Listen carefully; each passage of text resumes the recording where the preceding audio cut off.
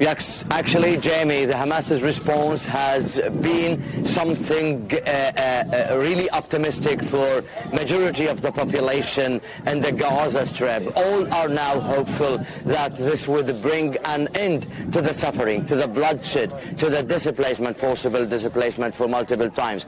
Those who have been displaced recently from the Gaza city have expressed some good reactions, positive reactions, that they are hoping this will bring an end to their suffering, to their displacement.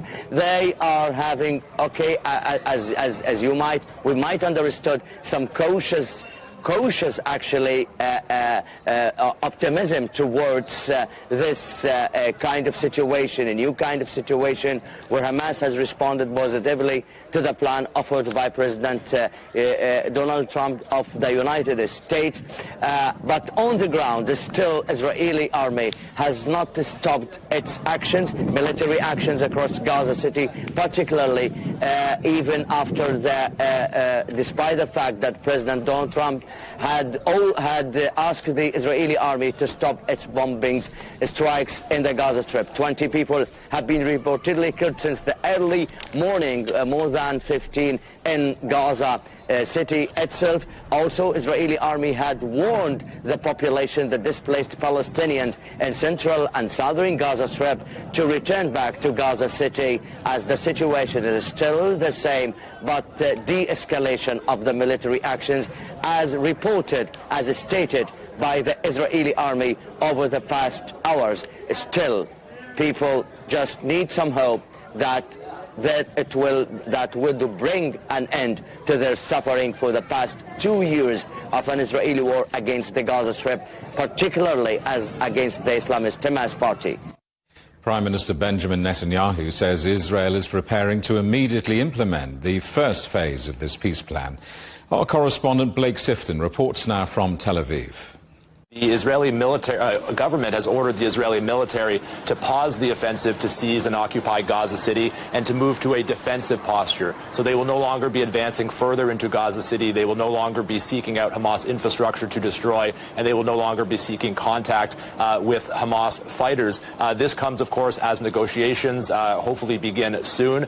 We understand that they may begin as early as tomorrow in Egypt. Now, even after President Trump demanded that the Israeli military stop bombing Gaza, as we just heard, there's been continuous shelling and airstrikes, and the Israeli military has warned those displaced from Gaza City not to return home, saying the area is a dangerous combat zone. Of course, the cessation of all hostilities is a prerequisite for the return of the 48 Israeli hostages by Hamas in the first stage of this deal. And what reaction in Israel to Hamas's response to the peace plan? The family members of the hostages have expressed a great deal of hope over these developments. They've thanked President Trump. They have reiterated his calls for the Israeli military to stop bombing Gaza because, of course, they fear that those attacks could kill their loved ones, many of whom are believed to be held in Gaza City. And they are demanding negotiations begin soon, and they are calling on the Israeli public to join them tonight in Tel Aviv for what's expected to be a massive weekly protest calling for the release of the hostages. Now, critically, we have not yet heard from Benjamin Netanyahu's far-right coalition partners, for whom he depends on for the survival of his government. Earlier this week, they slammed this proposal. However, they have not said yet whether they will work to thwart it. There are several parts of this proposal they are dead set against, including the idea that a reformed Palestinian Authority would take over from this transitional Palestinian government of technocrats. They're completely against that. They're completely against the idea, any mention of a pathway to a Palestinian state. Of course, Netanyahu himself has repeatedly vowed to never allow a Palestinian state to come into existence.